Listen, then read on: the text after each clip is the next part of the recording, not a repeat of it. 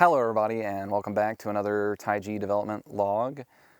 I'm Matthew Van Deventer, and Taiji is an open world adventure puzzle solving game that takes a lot of inspiration from The Witness. If that type of thing sounds interesting to you, there's a link in the description below to find out more. So here it is, episode 50.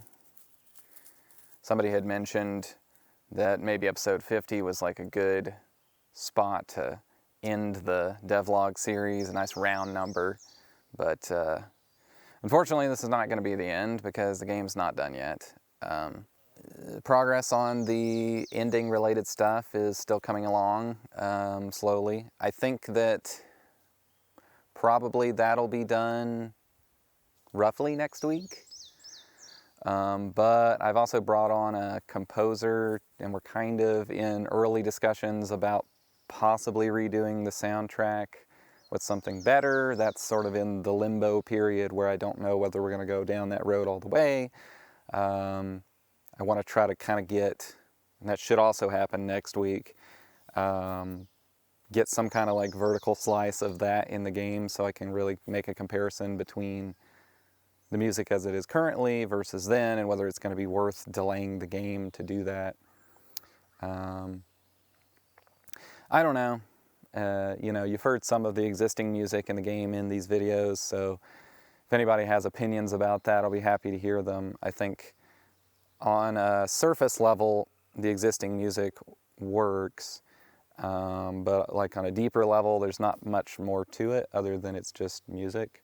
And that's okay, you know. It's important that there be music in the game that's not that's inoffensive, right? That doesn't get on your nerves or whatever. So not much I can talk about that, so I thought I would make this another Q&A episode, I guess, because I did get some questions last week, and I think it would be interesting to answer them. So Elliptical Door asked a couple questions in the comments on the last video. I thought kind of one of them would be quicker than the other, but they're both about the same, I guess, so I'll just answer both of them. So the first question was, I guess with this culling, a limitation is that you can't show the whole map at the same time, right? So no, actually the culling system does not put any limitation on being able to show the whole map, because the culling system is just keyed off of whatever the camera sees, right? So if the camera zooms all the way out, then the culling system is going to be notified that it can see all of those different culling zones, and it's just basically not going to cull anything. With that said, there is a little bit of another limitation on being able to zoom the camera out all the way, which is that although the game is pixel art, it's rendered with a sort of a sub-pixel filter that allows the game to like move the camera very smoothly and zoom in and out without any kind of aliasing or shimmering artifacts. That's kind of hard to get across just showing you what the game looks like because it just looks correct. But if I show you the game without that sub-pixel filtering, then you can see that there's a lot more shimmering in there and things are kind of distorting and look kind of gross as the camera zooms in and out. And a lot of pixel art games will just kind of live with that, but I decided that I wanted the game to look, you know, even if the instantaneous sharpness of the game is not necessarily as sharp, I wanted it to look smoother, right, in motion. So the way that that's accomplished is that the game world is sort of rendered with like a fixed size screen, like a buffer that it renders to, that's always at the same zoom level and is always the same size and is always aligned to the world pixels. And so by world pixels, I mean like the actual pixel art of the game, right? So if I drew something, like 1 pixel in the thing that I drew will come out to be 1 pixel in this buffer, right? And then there's like a second pass where that buffer is like zoomed in or out or moved like slightly in a sub-pixel way. What that means though is that there's sort of an inherent limit on how zoomed out you can go with that buffer, because eventually you're like looking outside of the edge of the buffer if you keep zooming out and out and out. So in order to show the whole island, I would either need to expand the buffer so that it's much bigger and covers the whole island, or I could just take that fixed size buffer, and rather than it being pixel aligned, I could just take the camera that's filling it and zoom it out. which would work, except then it would reintroduce all those aliasing artifacts that I was trying to get rid of by doing this technique anyway. So suffice to say, it could be done, but I would say the main reason that I don't do that zooming out is gameplay purposes, which is just that I don't really want to spoil what the whole island looks like, so I just don't show it. And I implemented a map in the game for this reason, to kind of try to get the best of both worlds. So you have a map that's more abstract, and you have to like collect in pieces, so it doesn't really ruin the exploration process, but you still get a map that you can refer to if you really need to like find your way back to an area you've already been to. Could maybe be better, but it's better than nothing. So the second question from Elliptical Door is, what is the most challenging piece of code that you had to write but that can't be noticed during gameplay? So there's a cop-out answer, which is the most challenging piece of code that I wrote in the whole course of the game was the original implementation for the end game puzzles, which was so complicated that I think it may be a formally unsolvable computer science problem. But suffice to say, it's not noticeable in the game because I cut it and I sort of designed around having to solve that technical issue. But as far as a real answer of something that's in the game that players wouldn't notice, I'm going to kind of take something that's, I guess it's a little bit of a stretch on the like complicated or difficult to implement, in the sense that it was more like a problem that I was stuck on for a long time. And that is getting the mouse movement to match up one-to-one with like your desktop mouse movement. So fairly early on, after I decided that the game was going to have mouse input in addition to like moving the character around with the keyboard, I decided, or I realized that the camera motion was sort of fighting you when you were trying to like click on puzzle tiles, because the camera would be moving, so that would mean that the tile's like moving on screen, and I'm trying to like move my mouse to catch up with the tile and click it, and it didn't feel very good. So I thought what would be good would be to have a world space mouse cursor. So the mouse cursor would actually be in the world, so when the camera moves, on screen the mouse cursor would move, but relative to like a puzzle that you're trying to click on, it doesn't move.